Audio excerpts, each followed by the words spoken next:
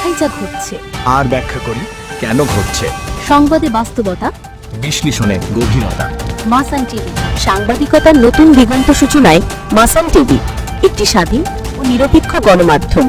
বিভাগীয় পর্যায়ে গুণী শিল্পী সম্মাননা পেলেন ভাওয়াইয়া কন্যা আসমা খাতুন। স্টাফ রিপোর্টার শফিকুল ইসলাম শফির পাঠানো তথ্যচিত্রে মাসান টিভির রিপোর্ট।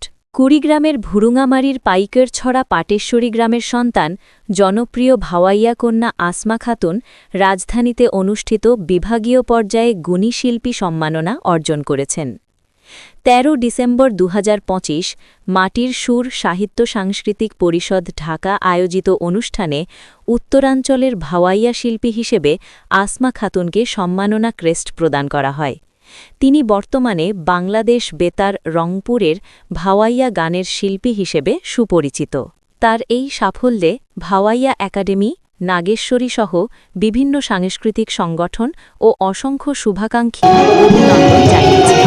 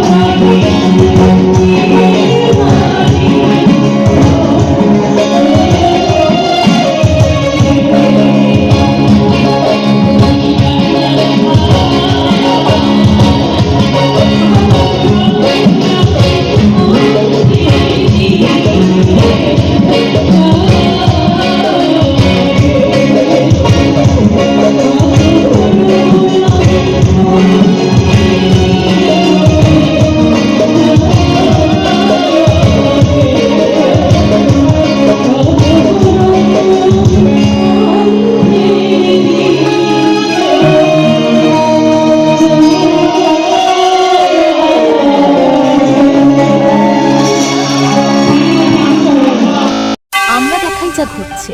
আর ব্যাখ্যা করি কেন ঘটছে। সংবাদে বাস্তবতা, বিশ্লেষণে গভীরতা। মাসান টিভি।